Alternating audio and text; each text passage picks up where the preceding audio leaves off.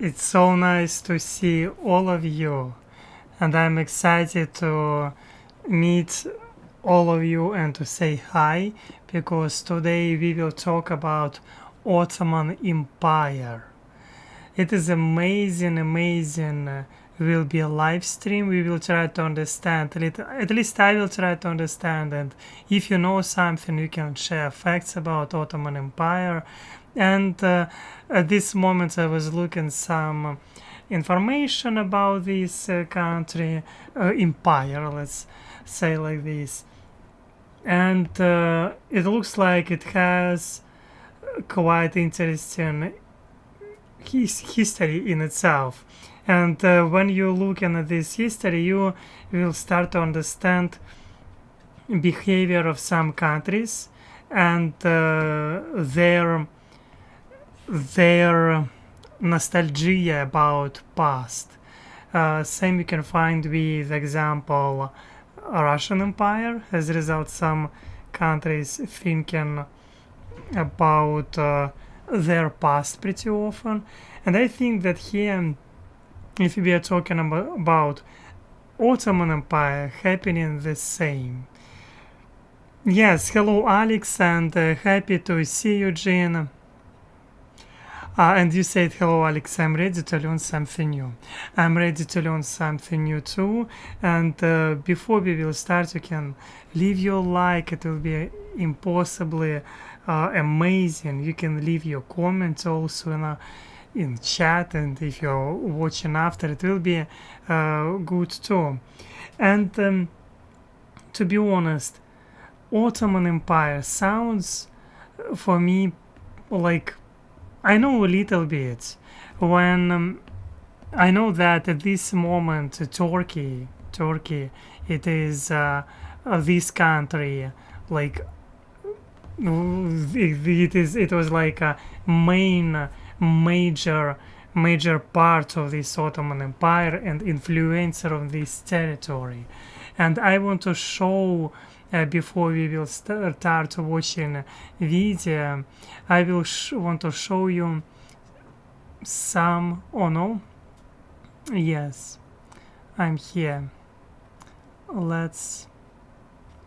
I want to show you some pictures which I found. I will move myself a little bit above, and yeah, here we can see example expansion of the Ottoman Empire by years, and it looks quite fascinating in case you can stop and compare and what is happening, because for me specifically interesting this part of Ottoman Empire, like Don. You can see maybe river Don.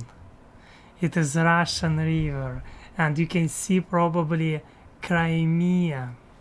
Yes, and there you can find this amazing city Kaffa, and you can make conclusions by yourself, but it is talking about that Crimea was part of different territories, including Ottoman Empire too. And when I was thinking what kind of language was there official, let's look. And it's turned out, yes, there was official language Turkish. Surprise! How unexpected. And yes, the official language of the Ottomans was Turkish. However, minorities were using their languages, and in the 19th century they were mainly Greek, Bulgarian, and Serbian. Yes, there were groups who wrote Turkish using Greek, Armenian, or Hebrew alphabets. Yes, we can look again on this map of the Ottoman Empire, and now it makes more sense because we can see here part of Europe, we can see here yes, Middle East, and part of Russia, obviously. Yes, it is fascinating, and Ottoman Turks you can find this in 1300s, and there was expansion and expansion during timeline. Okay, I think it is understandable map. It was in peak of this. And I found another map, to be honest. Example, when Ottoman Empire was declining, and you can see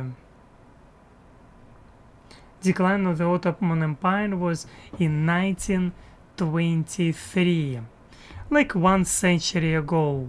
1 century ago, and wow, from 17 to 1923. Okay, there was probably a revolution. What I want to see also, maybe GDP in 1900s, maybe we will be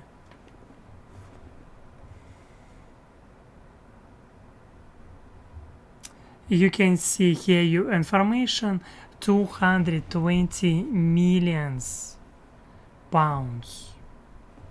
Wow, and by today it is equivalent to 25.3 billion dollars. It looks like on 1900s. No, it was 1919. Okay, in World War One. Yes, like last days of the or years, let's say like this, Ottoman Empire had GDP $25.3 billion. And I looked even population already, and I was surprised that it wasn't so populated. Here you can see historical population. In 1520 it was 11 millions, 11.7 millions, because I believe it is in millions, definitely not in thousands. It was increasing for sure. In 1906 they're talking that Ottoman Empire population had 21 million of people, but when I looked population a little bit differently at Ottoman Empire population, they told also that it was like 25 millions.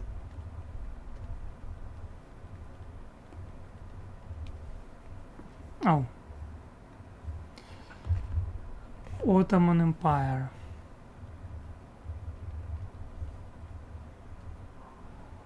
And here we can see that no, they before I was looking for numbers. Yes, approximately how many people lived in the Ottoman Empire in 1914? Approximately 25 million of people, and yes, of which about 10 million were Turks, 6 million Arabs, and 1.5 million Kurds, and 1.5 million Greeks, and Armenians, of course. And when we see these numbers, it is, I believe, helping us, at least to me, to understand a lot. Hello to you, Ri. Hi, happy to see you. Yes. Let's start watching video, because I think that for introduction it was already a good beginning. We looked for GDP, we looked of map of Ottoman Empire, and we looked official language, and we know a little bit about ethnicity. Ethnicity, it was Greeks, Arabs, Kurds. We know that there was minorities, like Serbians, which were using own language. And yes, I looked also, it was interesting for me personally that Crimea was part of Ottoman Empire too, because yeah, it is important part of today's history too. Okay, let's go. Let's jump into video. Let's try to understand. Yep. On the 29th of October, On the 29th of October 2023, the Republic of Turkey will have celebrated 100 years since its founding in the wake of the dissolution of the Ottoman Empire. 1923 marked the end of over 600 years of Ottoman imperial rule, which at the pinnacle of its power in the mid-16th century dominated lands across much of the Middle East, North Africa and Eastern Europe. Rising from relative... And yes, exactly this map we saw before right now. Exactly same. We even can compare these maps just for curiosity. Yes, here you can see Don, Crimea, Red Sea, Algiers. It is... Black Sea was completely under control of Ottoman Empire. Right now it is not like this. Yeah, I believe that Turkey has dominant role in Black Sea anyway, because if we will look on the map, still kind of like Turkey is here and Black Sea. Without Black Sea you will not go, without Turkey and their permission you will not able to, example, sell grain and go to any place. And of course, yeah, it is interesting situation. And Eastern Europe. Rising from relative obscurity as a minor regional power in northwestern Anatolia, the Ottoman dynasty would usher in a period of remarkable territorial expansion, coupled with rapid advancements in governmental, social, and economic systems that allowed for one of the most diverse and prosperous empires in the world to flourish. But what became of this once mighty and powerful state, and how did it shape the modern Turkish nation of today? Yeah. This is the history of the Ottoman Empire. Yeah, for sure. I was looking at the statistics too, like you can find out that of course major religions there was Muslim people, majority of them were Muslims, and you can find this just by looking in Wikipedia. But at the same time you can find also the Orthodox people, Jewish. I know. Yeah, anyway, yes, altogether it looks like there was of course more Muslims, I believe.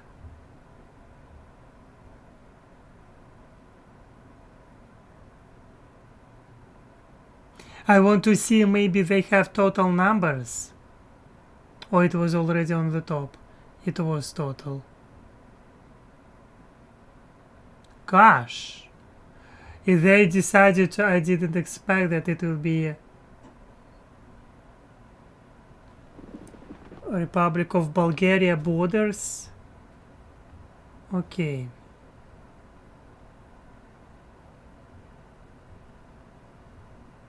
Total, it was total all together.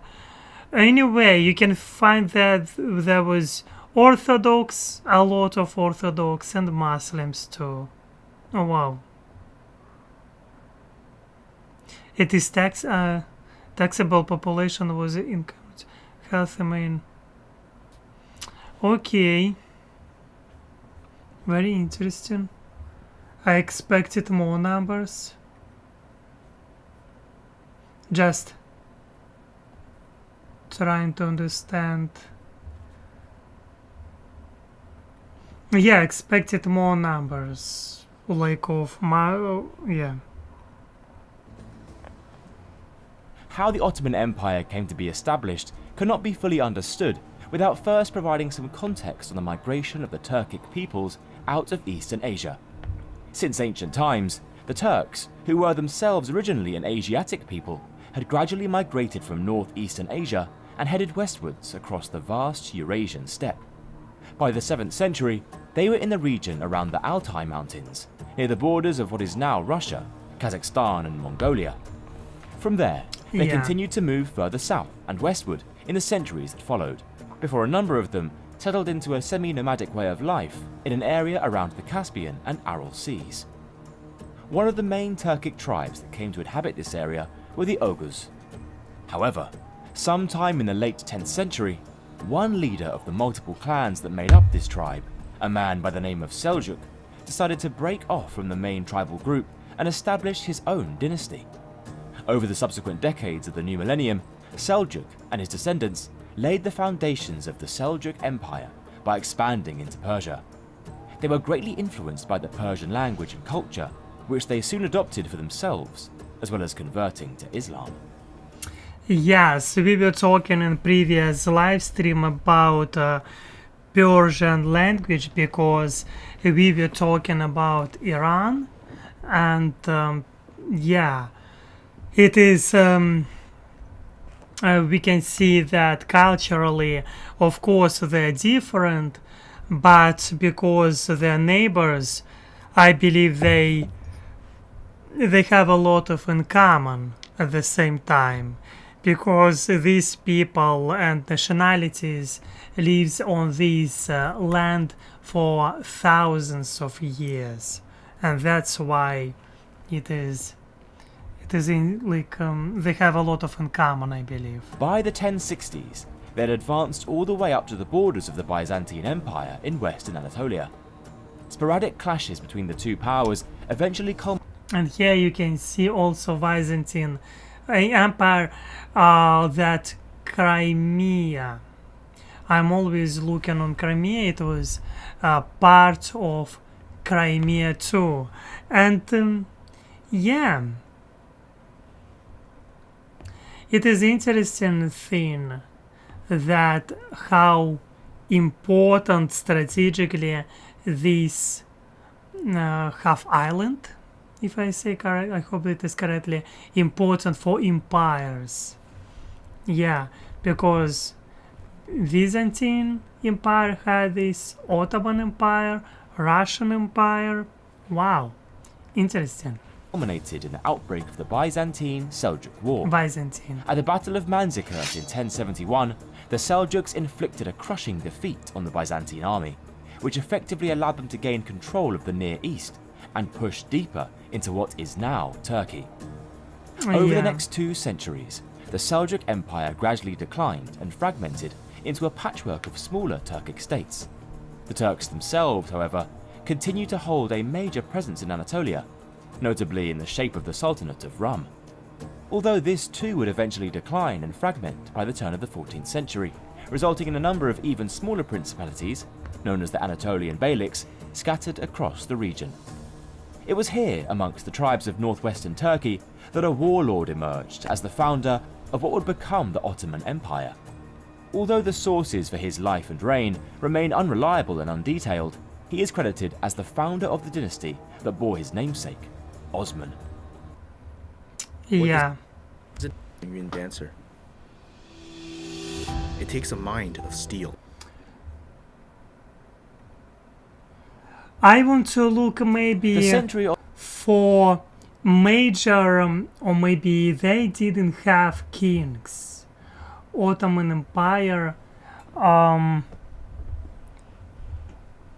they had dynasties, if I am correct, and maybe famous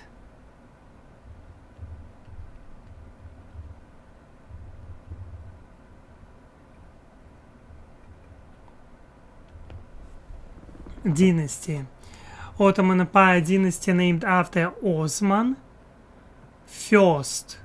He ruled the Ottoman Empire with my from 1300s to 1922.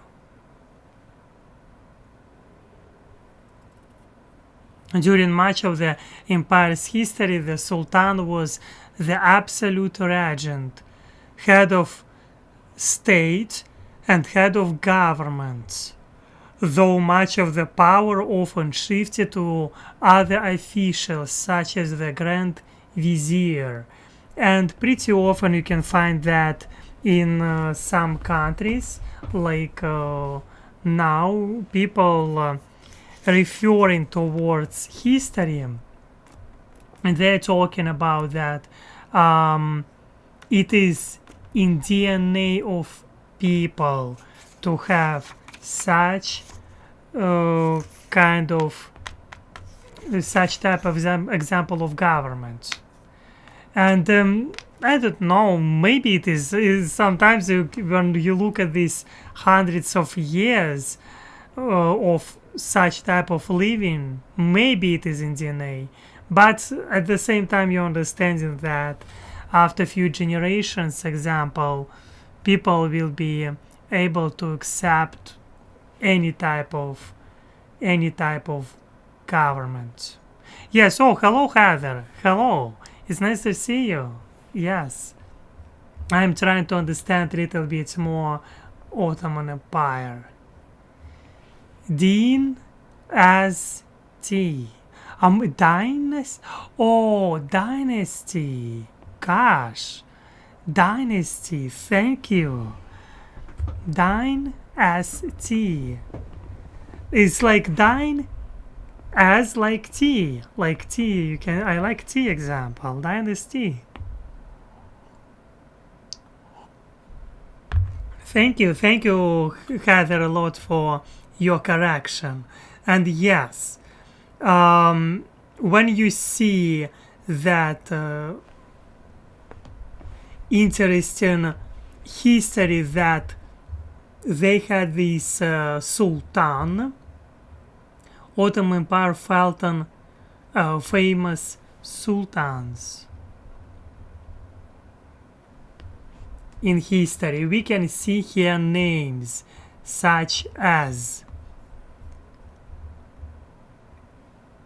here we are, Osman Ghazi, he was talking about Orhan Ghazi, Murat, Idrim Bayezid, Celebi Mehmed, 20 years he was ruling. More items, let's look more closely.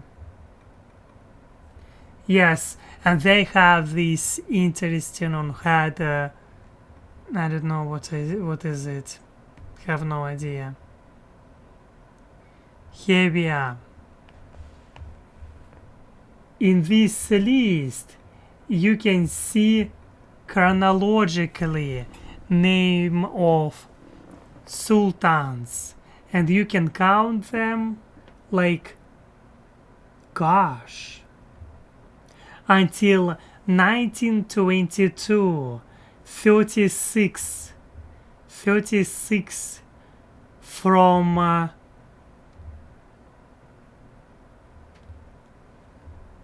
1300s. Osman Ghazi was first one, and 36 of them. They have, I like in this list, chronological order, and you can see and understand who was and when.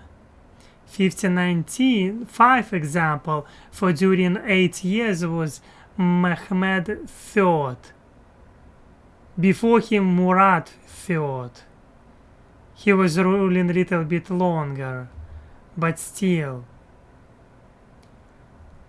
Mustafa, you can find.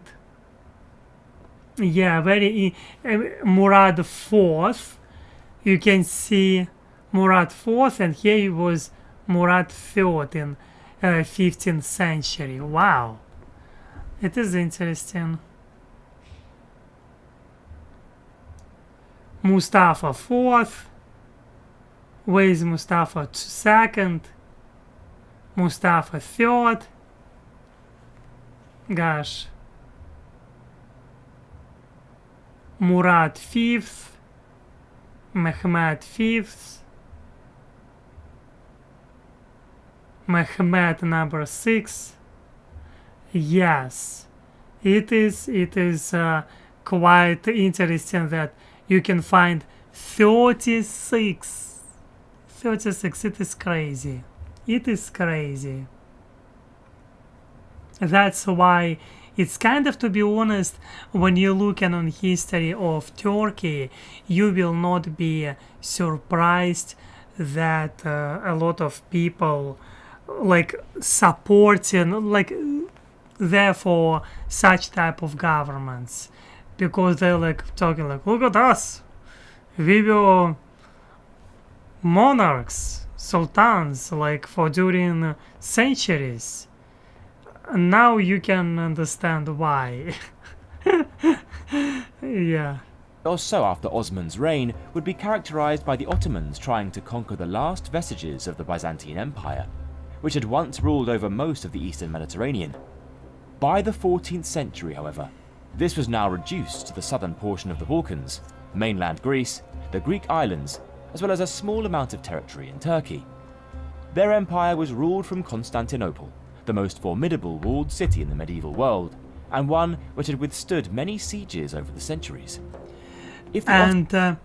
Constantinople, it is well known in Istanbul right now, and it is crazy city. Like, how many, if we will look, because Constantinople is capital of Turkey, and Istanbul. How old this city?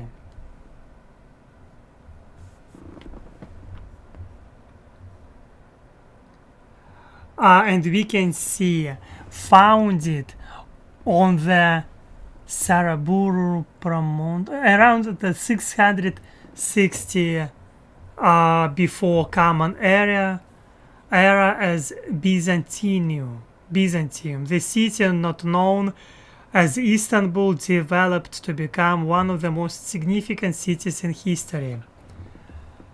It was Constantinople. I know Constantinople.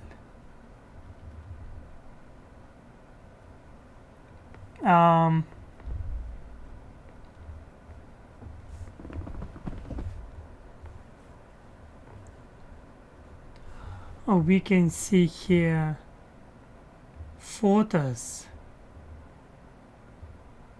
No?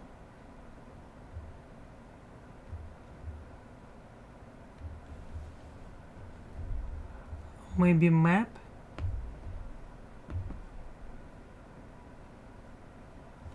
No, it's not what I wanted to see. Constantinople.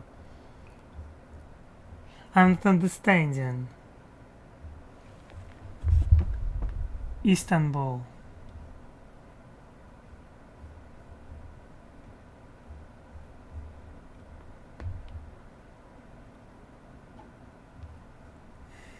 And we can see this map.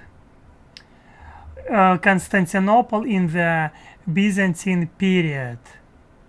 I just opened another one, Constantinople. You can find another one, city, and I've heard many times. Example, I know some people from Turkey.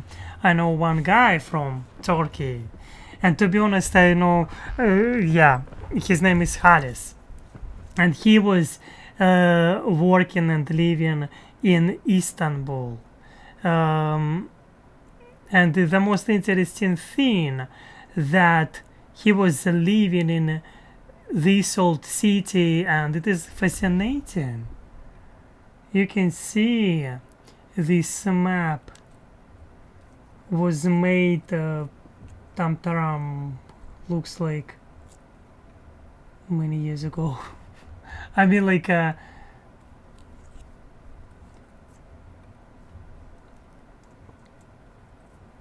map of the Constantinople in the Byzantine period corresponding to the modern-day Fatih district of Istanbul.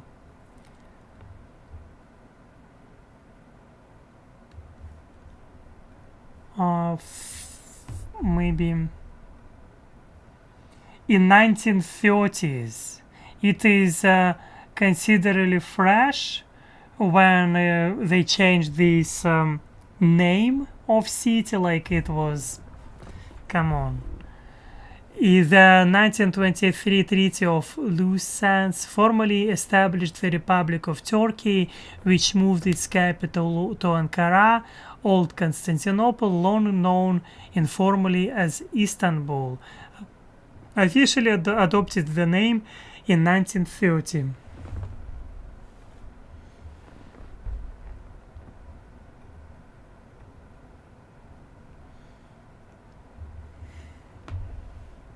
It was only in 1930s, after the formation of the Republic of Turkey, that the city's name was officially changed to the Turkish name Istanbul. Tracing the country back to its Greek history, the word Istanbul originates in the Greek phrase "stimpolio," meaning in the city. And let's look Istanbul. Istanbul population. Now,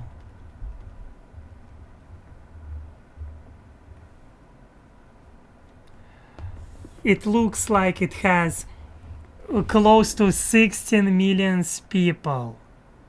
Oh, 16. It is already 16 million people. And it is close to population of all Ottoman Empire. We looked at Ottoman Empire had a population 25 million people. Yes. And now only one city has 16 million people. That's like a revolution in technology revolution, changed people's ability to have more children. Because or maybe death rate decreased because of technologies, because maybe this is one of the reason. Okay. Oh, I'm happy to see you, happy to see you, Lindsay, too. Hi to you, Lindsay. Hi to you, Common Sense. It is very nice to see you. And Lorian Praznovsky, nice to see you too. Jean, yes. The world history, it is like in Russia we had this subject, world history, and I was studying a little bit. I mean, like what program wanted to do, and I wanted to show you photos of Istanbul now. Maybe we will be able to walk a little bit there. Istanbul, because still it is like same Constantinople, just. Let's go close to the, oh gosh, they have, oh no, poor thing. Wow, return to my place. He doesn't want to go to, he's avoiding, he doesn't want to go to Turkey. Oh, yep, oh, finally, we did it. Let's go to the center somewhere.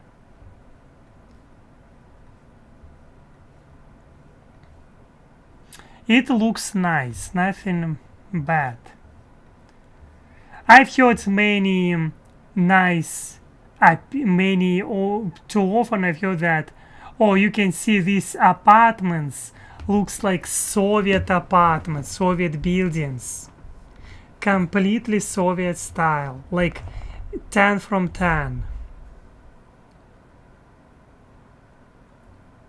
I like this style, maybe because it is. It doesn't mean that it is beautiful. It doesn't mean that you need to like this. But I see here mountains. It is like hills a lot of here, and I believe there are earthquakes happening periodically. Let's walk around bit on Istanbul. Wow, it looks nice. Sorry that it is autocracy, or like already not autocracy, like a dictatorship, something like this. Sorry for me. But it looks really amazing.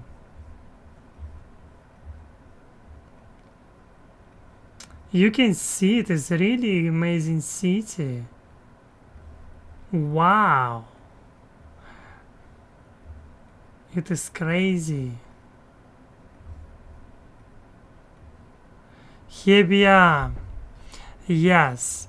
We looked a little bit on Istanbul, and probably for Turkey we will do separate video, obviously.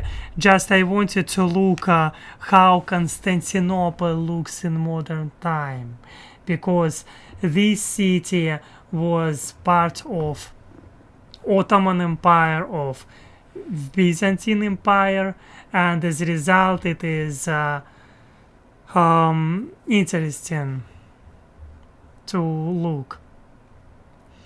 I see your message, Paula. I have been watching many videos on Ukraine-Russia history, have not gone back this far, but I have wondered about the Ottoman Empire. Yes, it is interesting to look, and behind for political science, I believe, program, it is important to have. And of course, sorry, I was distracted by cat which is crossing road. I've heard many times that in Turkey they have a lot of cats, and they desperately love cats. It is always adorable. Show me, like example on Instagram, you can find these videos. Show me that you are in Turkey without telling me that you are in Turkey. And obviously they're showing cats everywhere. Cats probably symbol of Istanbul, symbol of Turkey. They're everywhere, like everywhere. Where is this cat? Oh, I passed him. What's happened, kitty? I hope he's alive. I just wanted to see you, little. Oh, here we are. Look at him, he doesn't care. He even not bothering himself to go fast, because he knows that it is everyone will give him space, food. Yes, look at this nice park. I like this, it is cute. Okay, I think enough for watching these amazing pictures. Oh, let's show my picture. Okay, let's continue watching video.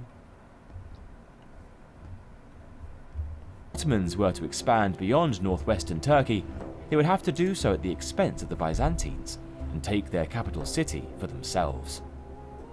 A major step forward occurred in 1331, when the city of Nicaea fell to the Turks. Nice. Some years later, in 1369, Adrianople, a city just 200 kilometers from Constantinople, near the borders of Greece, Bulgaria, and Turkey today, also fell to the Turks and was turned into their capital for a short time, while further conquests in Serbia and Bulgaria followed.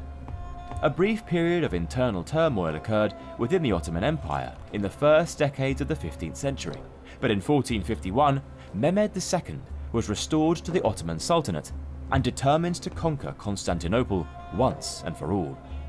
In early April 1453, he laid siege to the great city. I'm watching two guys from Russia who have their own channels have gone to Turkey, so I know a little of modern day Istanbul. I know some YouTubers who wasn't in Istanbul. I was communicating with them. They were sharing with me some their opinion, and yes, it is interesting, colorful, diverse city which has quite insanely interesting history. which lasted for 7 weeks before the walls were breached and the Ottoman army flooded in. Fittingly, the last emperor of the Byzantines was Constantine XI, who shared his name with Constantine I, the original founder of the city over 1,000 years earlier, and whose eponym he had bestowed upon it. Constantine XI fell in the fighting of the 29th of May 1453, and the city itself fell to the Ottomans later that same day. Constantinople then became the capital of the burgeoning Ottoman Empire. As a statement of the Ottomans' conquest of the city, the Cathedral of Hagia Sophia, which had been built by the Emperor Justinian over 900 years earlier, was reconsecrated as a mosque, with the four About this Sophia cathedral, I've heard so many times on Russian TVs, like not Russian TVs. I mean, like, yeah, Russian TV, and I want to look a little bit more about this Sophia.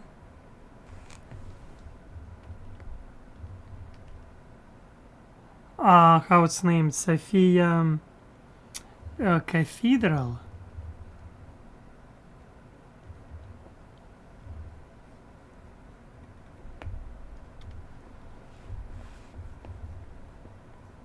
We probably can find even images and example using Britannica website.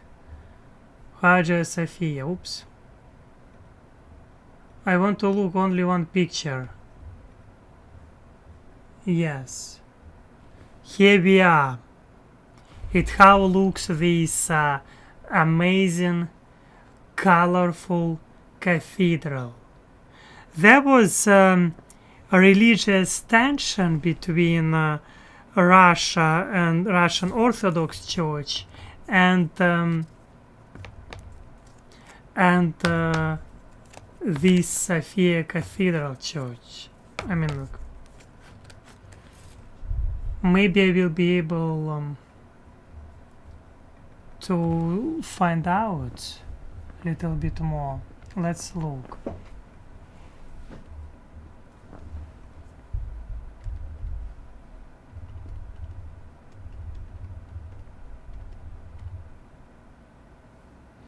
Um,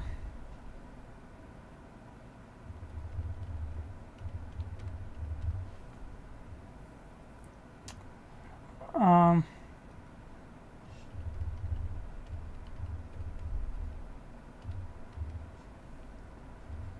how to ask questions.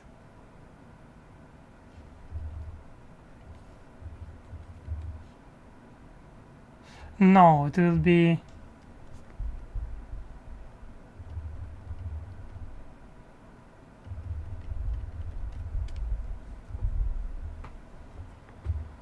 oh no. It is not what I wanted.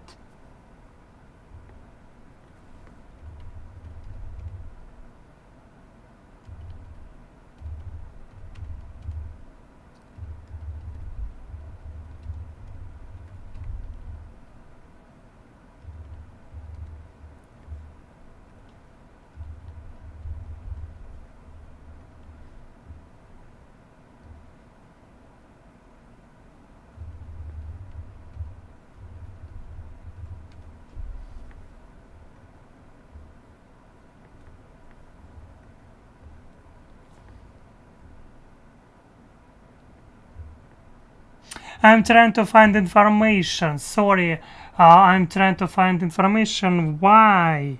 Why this cathedral so important for Russian church? There was a couple years ago some news about this, and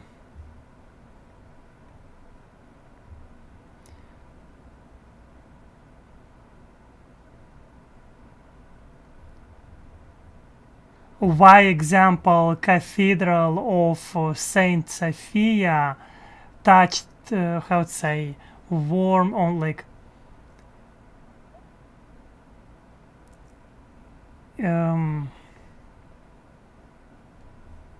let's just translate.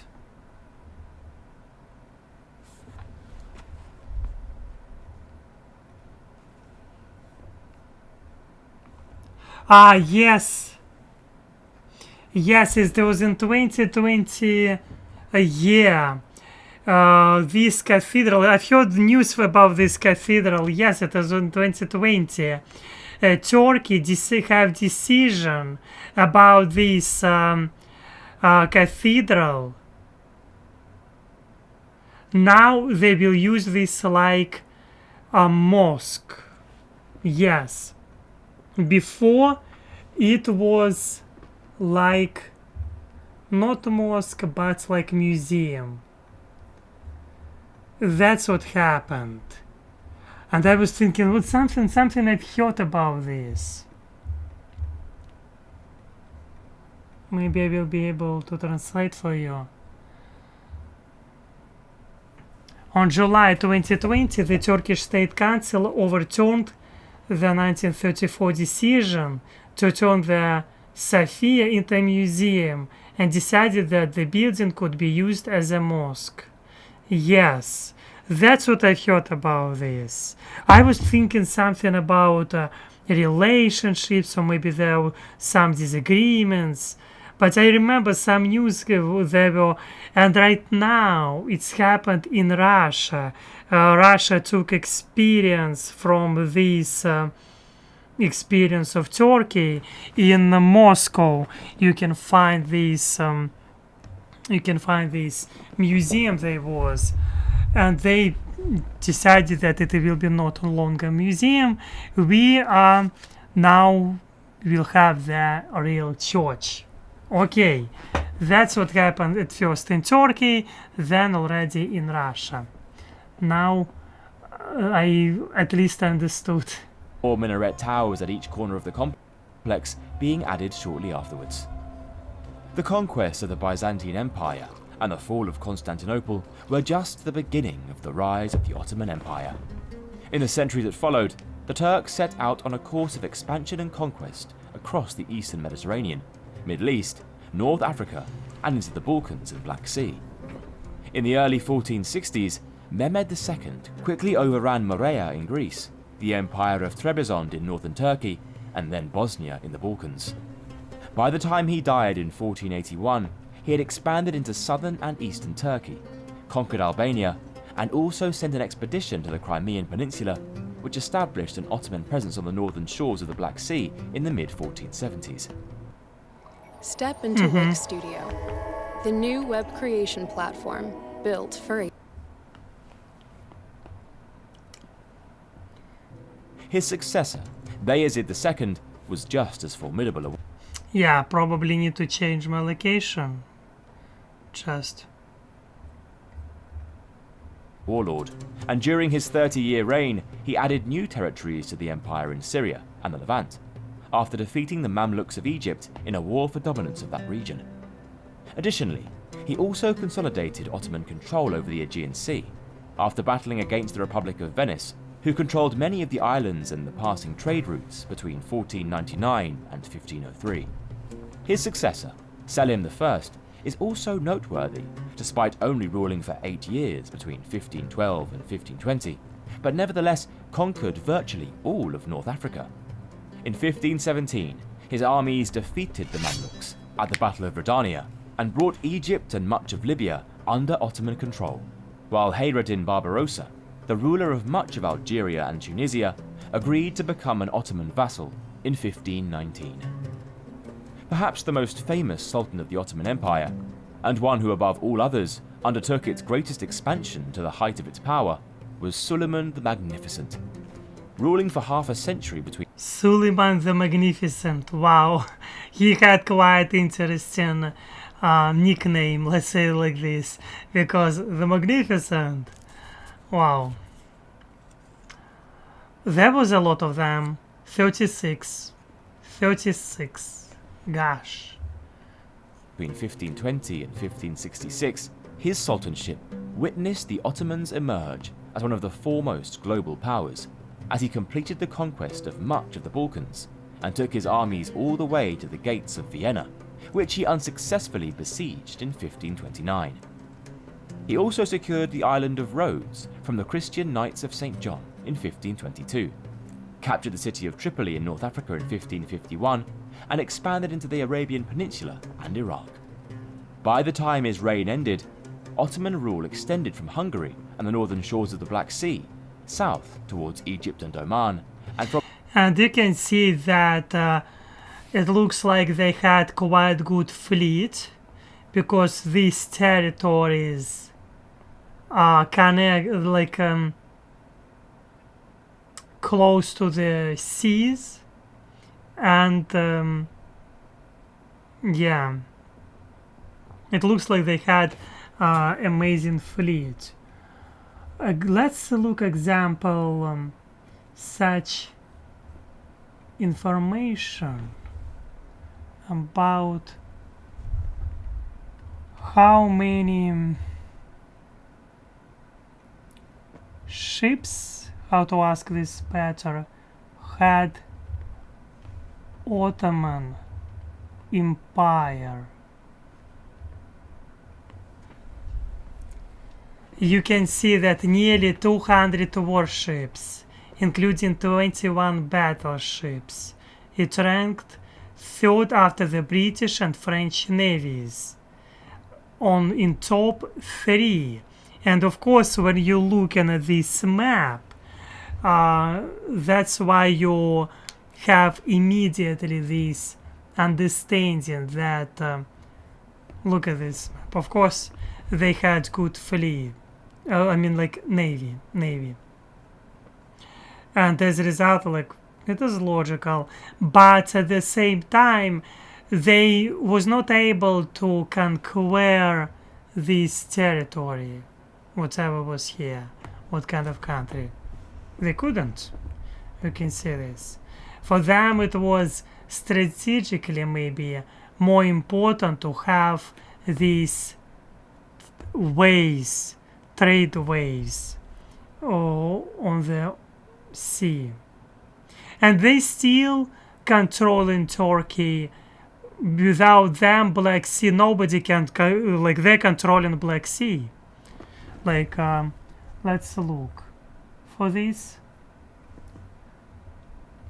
Who is controlling Black Sea now?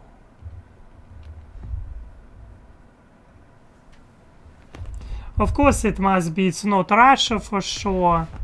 It is.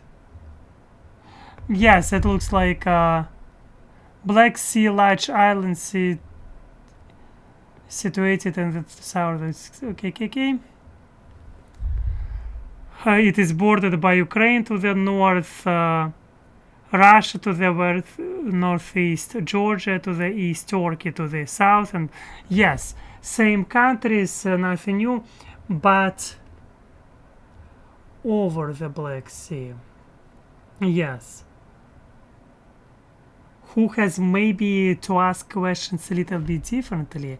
Of course, I know it is, how to say, Turkey controlling Black Sea, not Russia, not Romania, not Ukraine, Turkey, because they have this Bosphorus Zaliv.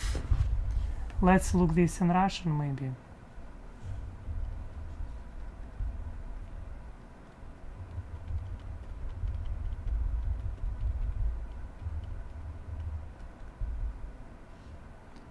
Пролив.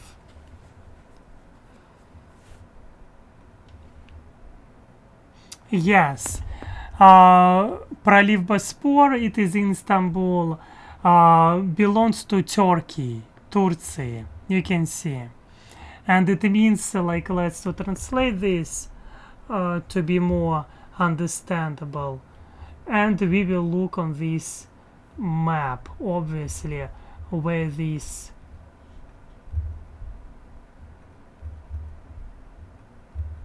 Hey, Alex, I didn't copy. Copy and paste.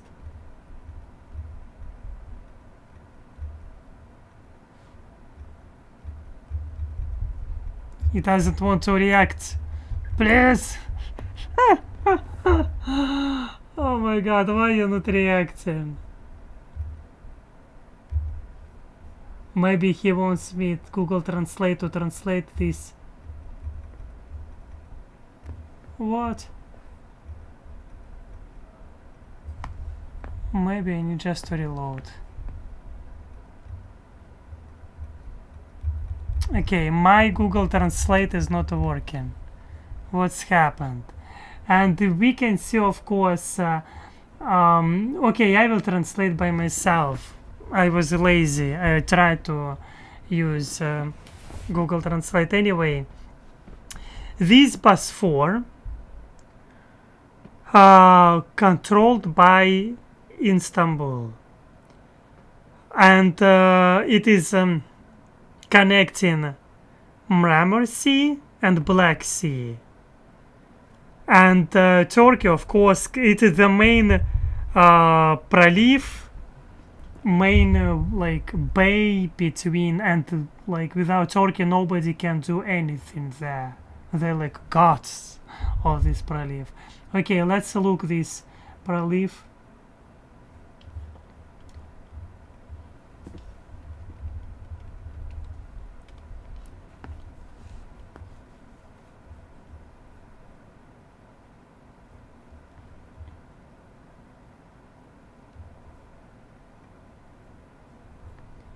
Here we are.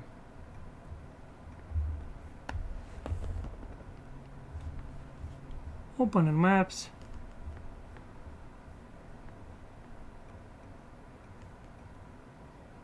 Istanbul, you can see here. Black Sea.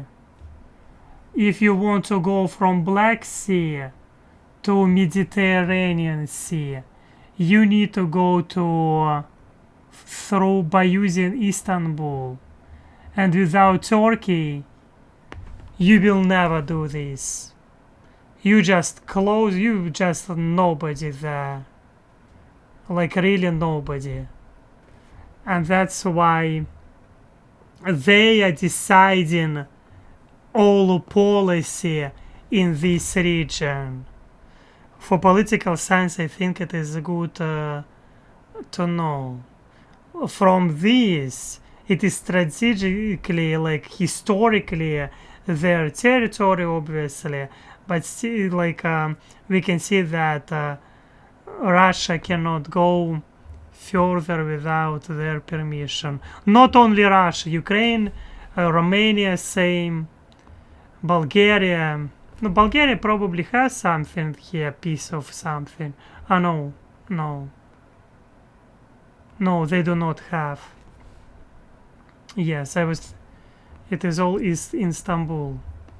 Okay. Interesting situation. Good for Turkey. Turkey, maybe. Okay. I see messages. Hello everyone. Hello to you, Wildcat. Happy to see you. And yes, and thank you, Polly. You said, I am mostly sure you're correct, Alex. Turkey is in control. But why? Because it is their territory. It is their territory. That's all. Nothing to say. I mean, like, they're in the control, and plus they have this Bosphor Proliv. I don't know how to say this in English, but you got it. They have Istanbul there, like,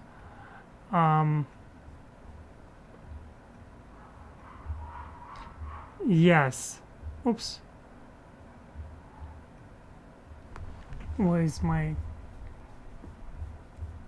Bosphorus. Bosphorus. It's named Bosphorus. Okay, that's why they under controlling all these places. Yep. Okay.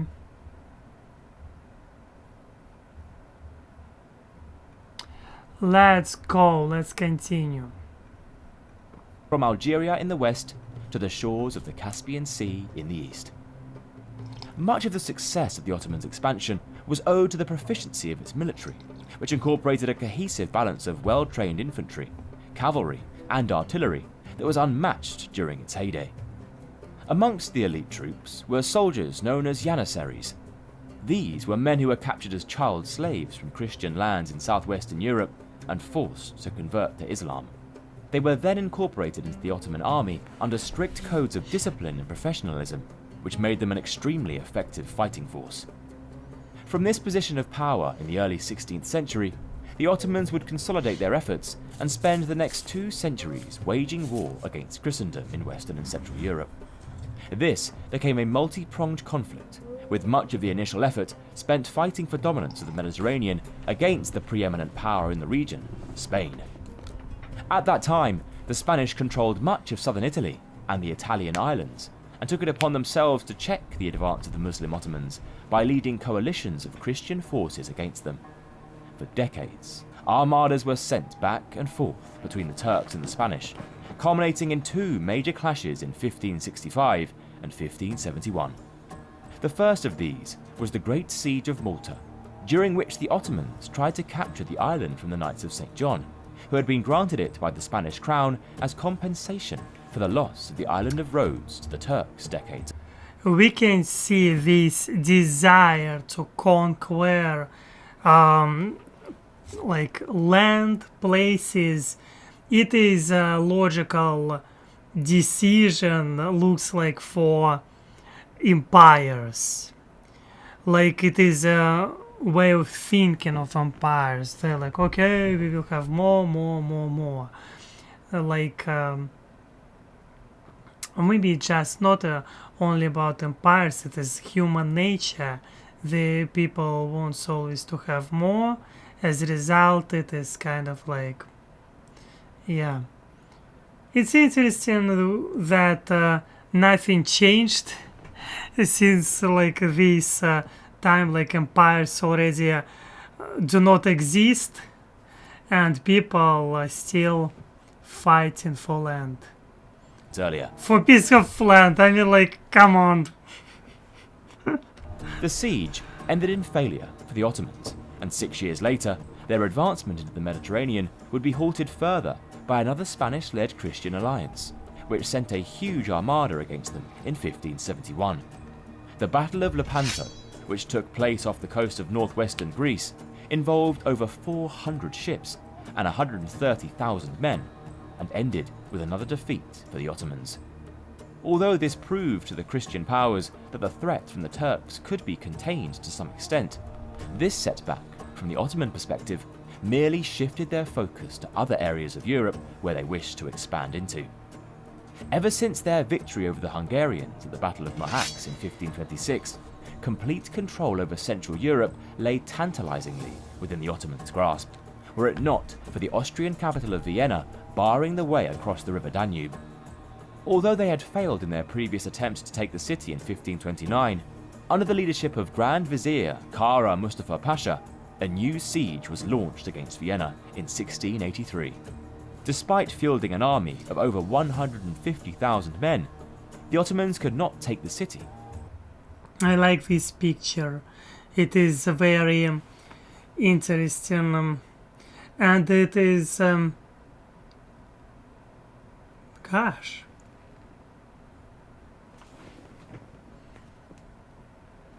wow.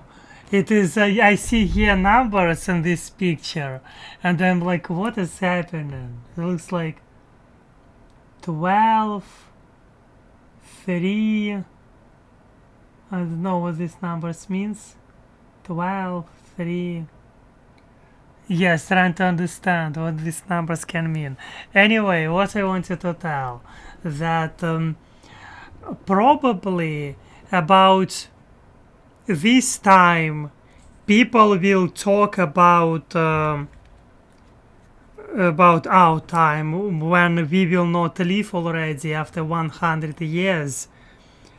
People will look like by this measure countries by territories, measure countries by what they conquered, and measure countries by what they lost anyway. I believe that it will be major criteria for countries. Example, everyone is talking about that Czechoslovakia disappeared, but Germany was united. Like we can see these changes, and it is major points. And example, after when war will finished in Ukraine, everyone will talk about results and who this war started, and yeah, same like here. Can you imagine after 100 years people will, little children and adult little children will study this topic, and adults will be arguing about who started and who didn't start this yeah, they will have hard discussions. It is fascinating. The Ottomans could not take the city, and when a Christian Holy League relief force, led by the Polish King John III Sobieski, arrived on the 12th of September, they were routed before the walls in what was the largest cavalry charge in history, with 18,000 horsemen charging into the Turks' encampment. The defeat at Vienna marked a turning point for the Ottoman advance into Europe, after which they would gain no further ground on the continent. EVE Online on Mac immerses you in a universe with... Okay. As the late 17th century progressed into the early 18th, the Ottoman Empire began to slowly stagnate and enter into a relative period of decline. Much of this was owed to the complacency of the sultans of this period, who had over time gradually taken a more backseat approach to the governorship of their empire. Prior to this, the Ottoman system of government, which was headquartered in the Topkapi Palace in Constantinople, had generally seen active and engaged sultans take a direct role in the affairs of the empire, especially early on in the 15th and 16th centuries. However, with each passing generation, the day-to-day decision-making increasingly fell to the Grand Vizier, who acted as Prime Minister, and a small army of officials and administrators. All the while, the sultans passed much of their time away in their harems and gardens. It's interesting that all empires fall. It doesn't matter which empire we are talking about. It doesn't matter how big this empire is, and it will fall. It is just a matter of time. And it is something, I would say, normal, because it was happening thousand, maybe hundreds times, I don't know, for history of humans, and it is normal, I believe, when empires falling, when they appear, and when you can find new how would say unions and new type of government. Yeah, it is fascinating. But I doubt that people were living like these ordinary people were not living like it's probably some elite of those period of time. The governance of the empire was largely decentralized in its approach, insofar as taxes were collected from the provinces to maintain a large army, but the regions themselves also had a fair degree of autonomy under local rulers and governors. It was also a tolerant empire. Whilst conversion to Islam was beneficial to those looking to advance up the social hierarchy, it was by no means mandatory. Christians and other religious adherents were accepted under the Ottoman Empire, and it even became a primary haven for Europe's Jews, who faced persecution and expulsion from countries like Spain during this era. Yeah, it is fascinating that we look today on religions and there was like millions of people who was Orthodox. Millions. It is fascinating. Usually, when we are thinking about empire, at least I was thinking about empire, because I know a little more about Russian empire because I'm Russian and we were studying about this empire, about history of my country I was studying, and obviously you have this kind of mindset as a result that empire must have unity in everything, and this unity must be in all topics. It doesn't matter where you will look, towards values like right now Russia is promoting, towards example unity towards territory, like look at this how big we are, like we must be proud of this, towards example religious, it must be like main it is Orthodox Church. Of course you can find minor like not minor but second popular, but not the favorite ones like Muslims in Russia, because like the minorities in Russia usually they do not like minorities. But here it's tricky situation because Russia has more than 20 millions of people who is Muslims. It is kind of like a tricky situation. But yes, what I'm talking, I'm not trying to like yeah, I'm just talking that this tolerance towards different religions for empire, it is kind of like exceptional, because I do not think that it is something was in every empire like well standardized, and people were like, because we empire we must be tolerance. Anyway, Cities such as Thessaloniki became centres of religious cosmopolitanism in the early modern era, with the majority of 54% of its population being Jewish. Thank you, Wildcat. Your English is so good now, Alex. Well done. I would not say this, but thank you. I need to grow. Thanks. Thessaloniki. Anyway. By as early as 1519. The Ottoman Empire was also initially a very wealthy one, with extensive trade networks that flowed from as far afield as India and China, along the Silk Road, through to cities like Constantinople, Alexandria in Egypt, as well as Antioch and Damascus in the Levant.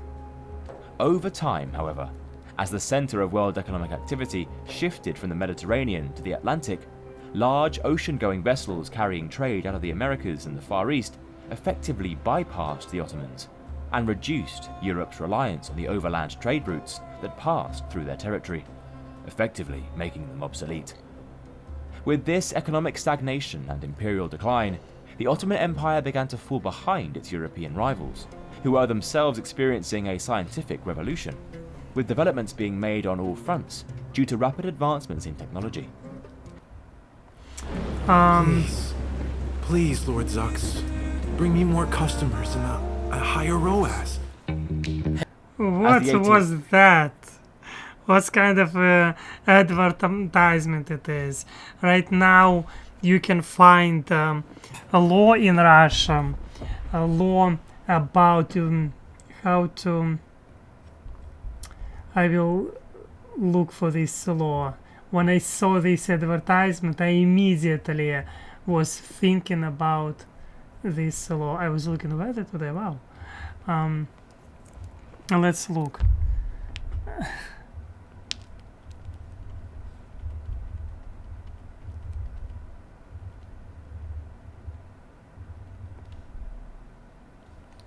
Oh my gosh.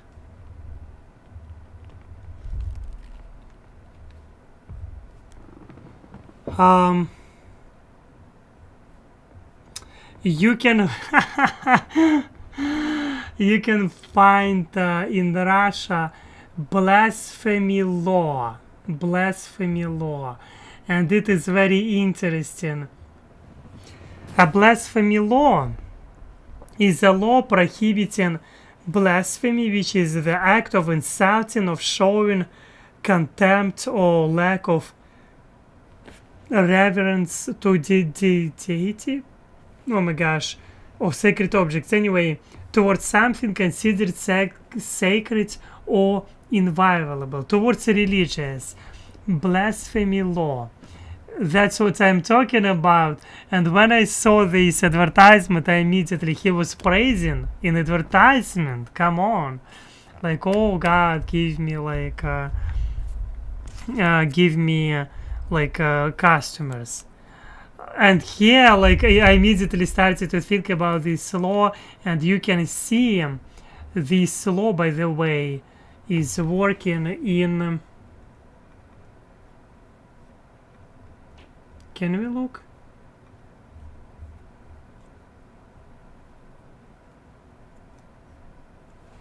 Maybe I will be able to. I cannot. I was thinking here will be map. Why they like? Ah, it is here.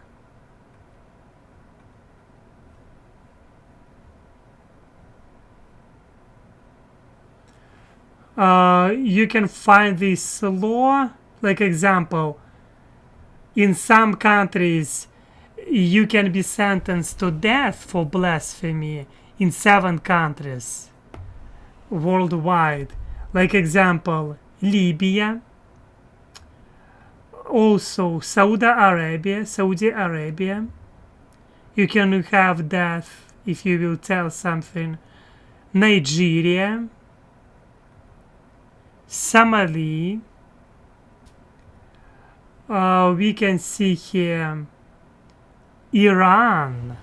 I was talking yesterday about Iran, and also Pakistan, death. And I was thinking that Pakistan, it is more like democracy. At least some people know. Maybe I know a little bit more, not so much about Pakistan. But they have death sentence for blasphemy law. Yes, same 7 countries. You can go to death. In Russia, you will go to prison. In Canada, repealed. What does it mean, repealed? In Canada and in Norway, you will be repealed. Interesting that in the USA, surprise, nothing. You will not be sent to sentence to death in the USA. In China, they do not have anything. I have no idea. In illegal de facto in Finland. In Spain, it is legal de facto. In Italy, legal de facto. In Portugal, it is also, you can go to prison. Same in Poland. You can go to prison if you will say something, like example, like some people can interpret this as offensive.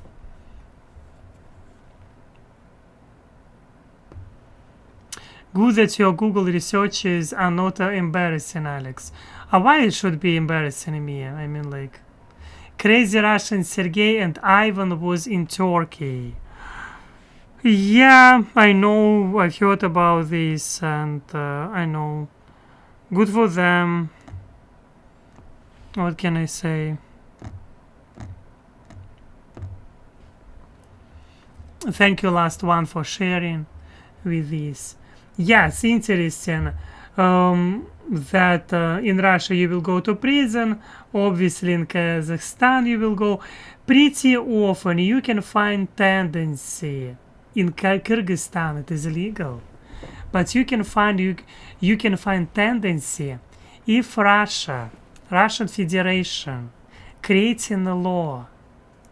This law can be taken pretty easily as example by post-Soviet countries like Kazakhstan, example.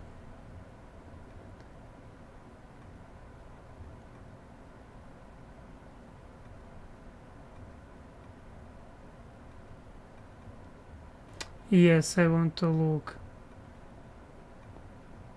Afghanistan it is death, Pakistan death, Iran it is death.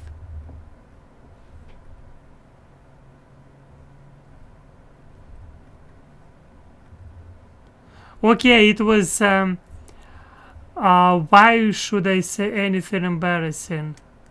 Why should I have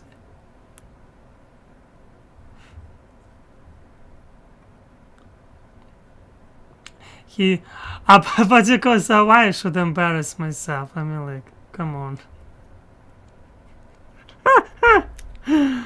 I mean, like, I do not care, to be honest. Probably it is bad, but I do not feel so that it is bad. As the century progressed, the Ottoman position came to be seen as less of a threat and more of a weakness that could be exploited, with the lands that they had conquered in centuries past now looking ripe for reclamation. Russia and Austria in particular began to take the fight to the Turks, seizing Ottoman-controlled lands along the northern shores of the Black Sea, the Caucasus, and in the Balkans. Meanwhile, in North Africa, the local governors began to exert growing levels of independence, and by the end of the 18th century, Algeria, Tunisia, Cyrenaica, and Egypt were practically sovereign in all but name. As poor as the situation was for the Turks in the 18th century, it was soon eclipsed by the events of the 19th, as the Ottoman Empire became known as the sick man.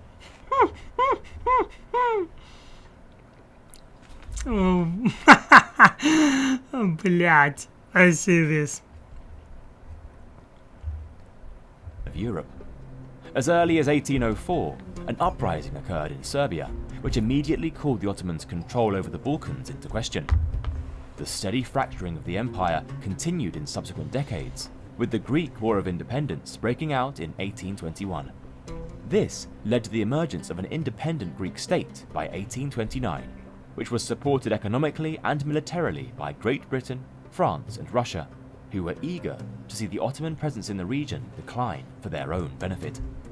A year Yeah, pretty like we can see major countries of this continent which has territorial influence and populational influence, they always have their arguments about this, that, and it will be happening for centuries.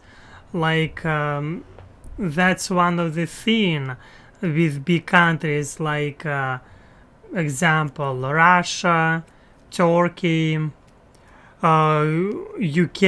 I think believe that UK somewhere on background, maybe more important right now in Europe it is Germany, not UK. Germany, China, USA. Yes, these major countries will always have some disputes, maybe, I don't know. It is like, again, as I said, human nature. Yeah. later, the nominal Ottoman hold on Algeria was ended entirely when France invaded and began establishing its own colony there. Throughout the 19th century, but more notably during the 1850s, Russia looked to expedite the decline of the Ottoman Empire further by advancing into their territories around the Black Sea. Unlike in previous instances, where the Western Christian powers sought to capitalize on such an opportunity and join the fighting against the Turks, Britain and France did not want the Ottoman Empire to collapse in its entirety. This was in part to preserve the balance of power in Europe, with no one nation controlling too much territory or exerting influence. They subsequently joined the conflict in defense of the Ottoman Empire, with the Crimean War being fought somewhat successfully to bring much needed respite to the declining power of the Turks. Yes, Crimean War was. Let's look for this information.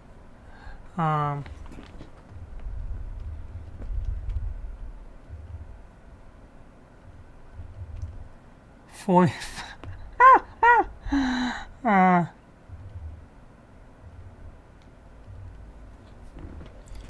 we can see Crimean War. It was in 1953 to 1956. What we can find here?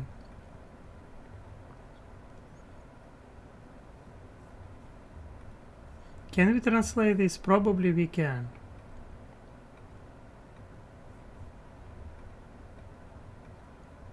Oh, we cannot. It was a conflict between Russia and Turkey. And here you can find this picture. It is named Defense of Sevastopol. Russian Empire lost. As a result, Delta of Dunai was taken by Russian Empire gave this to Turkey. To Ottoman Empire, let's be clear. It wasn't Turkey, it was oh, I can translate this. Yes. We can see France around Band's panorama, defense of Sevastopol, defeat of the Russian Empire, victory of the coalition, Treaty of Paris. And here you can find that Danube Delta. Why it is so different in English? Since then it is Danube. Danube, Dunai became Danube. How? I mean, I have no idea. Annexation of some territories, example of Moldova and Bessarabia. It's easier to pronounce this in Russian. And we can see Amur, Kamchatka and the Kuril.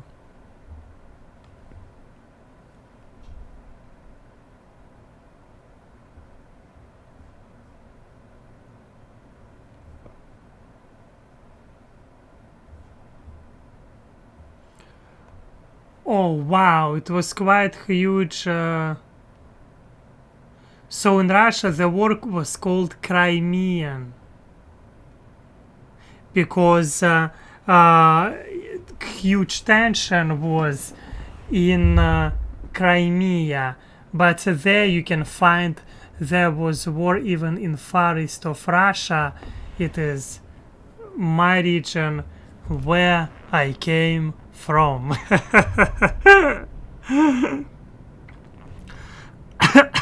It was fun.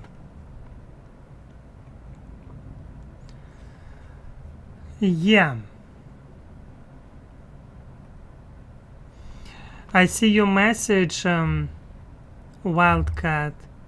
At least it's not Iran like last time. Women's rights and LGBT rights are obviously ignored. There will be in the front of the queue to go there.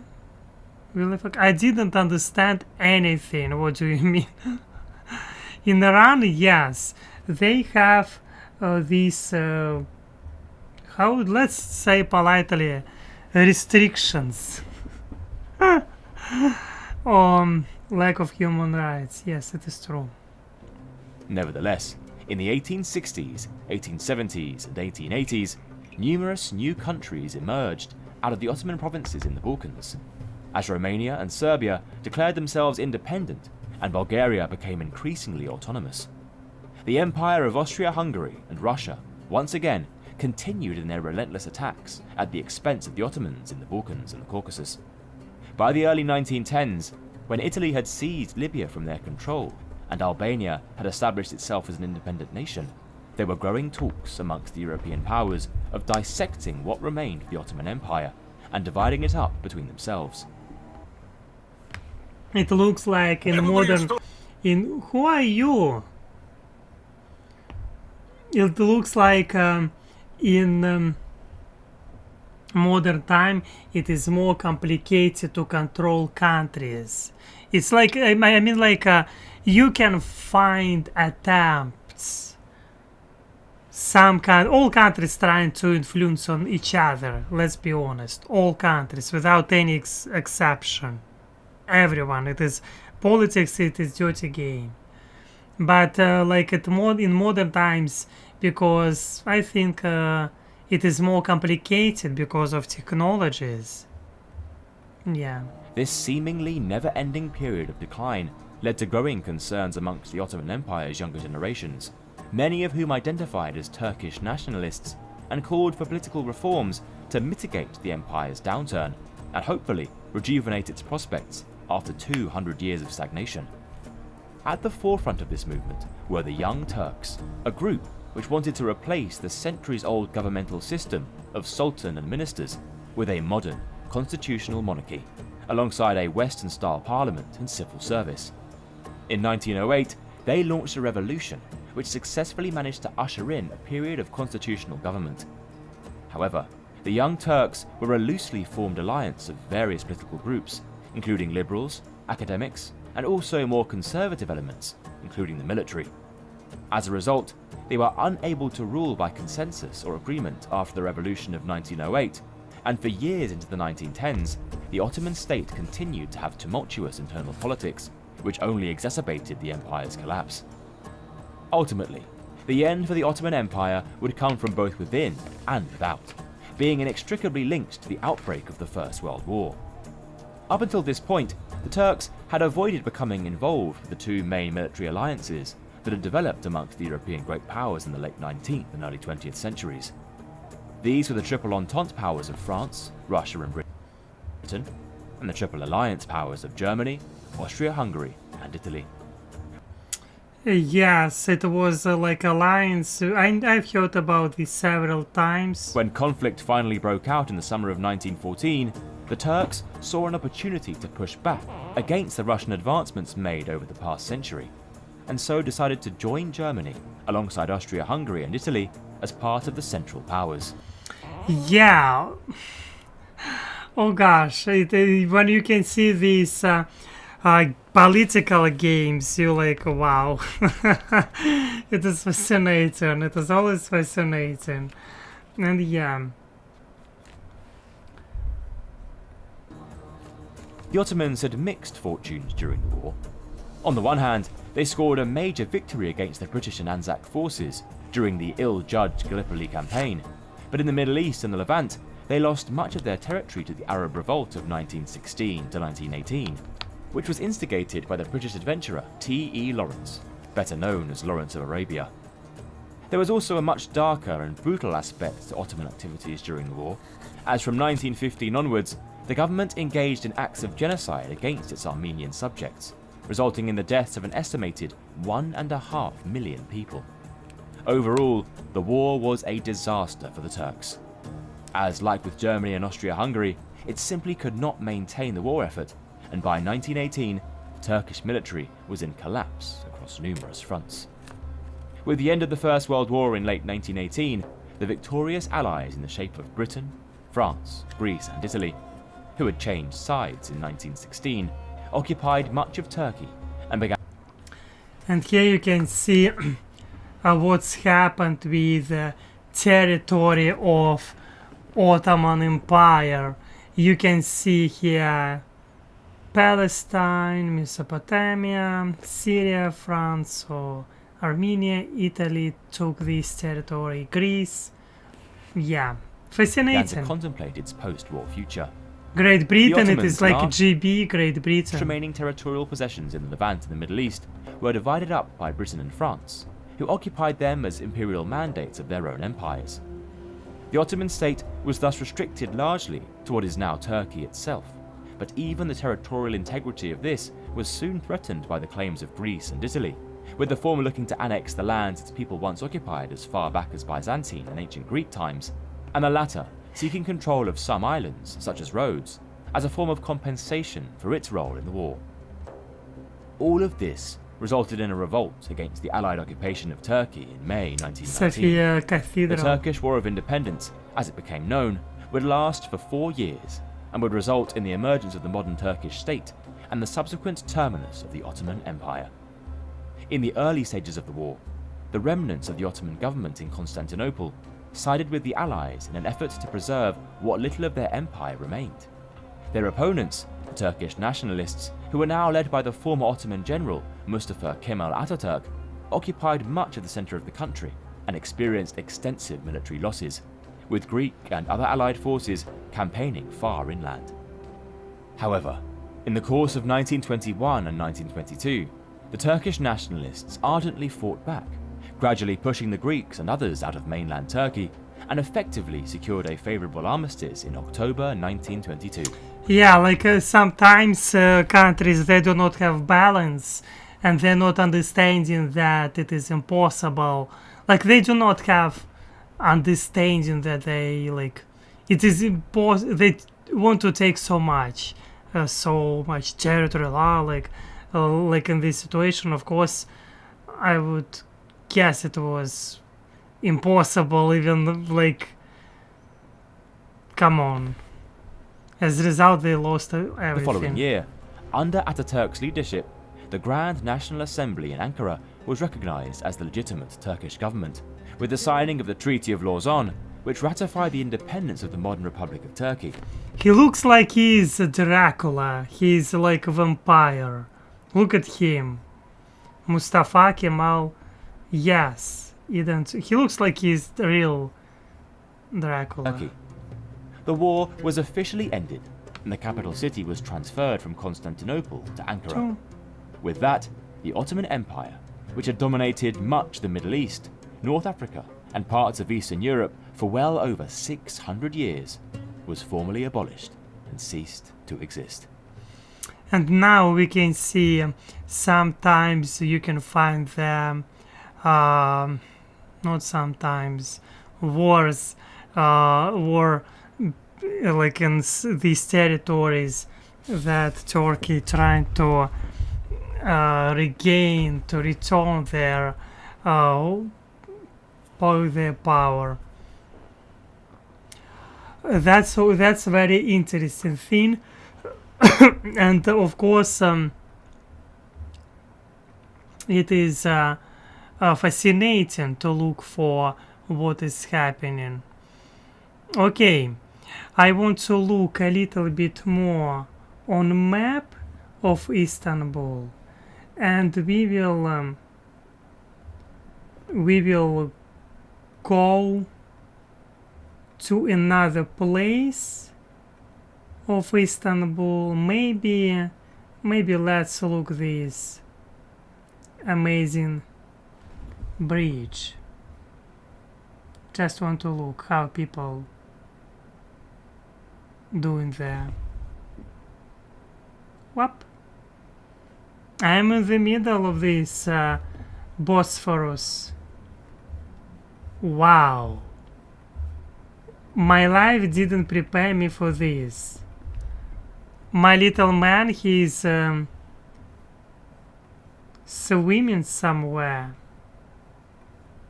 This is Praliv. This, how it's named. Anyway, kind of important. He does look like Dracula. Yes, he does. Yeah, and it is like, look at his face. I mean, like, it is for sure. Thank you, Jen. Thank you. And yeah, so you can see my little man, he's, wow, I even can go further. He's crazy.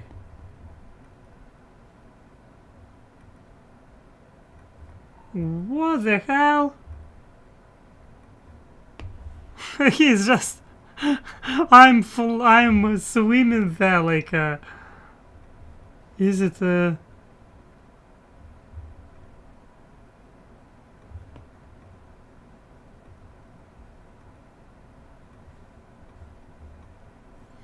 yeah.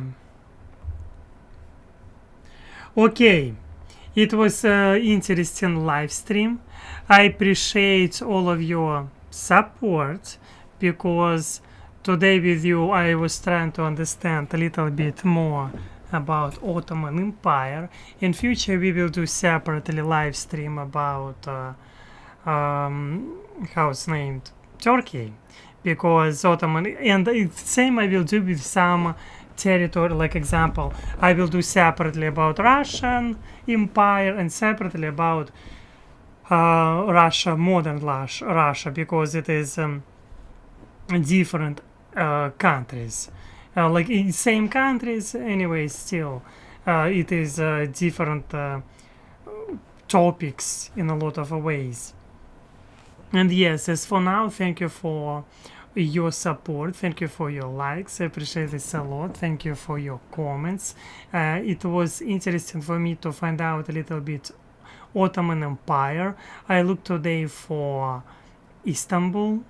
I looked today, I was walking there a little bit online, and I found a lot of interesting facts which I didn't know, like population of Ottoman Empire and stuff like this, like GDP of even Ottoman Empire. It is fascinating things, and knowing history and at least basic understanding, helping you to realize policy of some countries, including example like we are talking today, Istanbul, I mean Turkey. Anyway, you're amazing, you're enough, all of you, without any exception.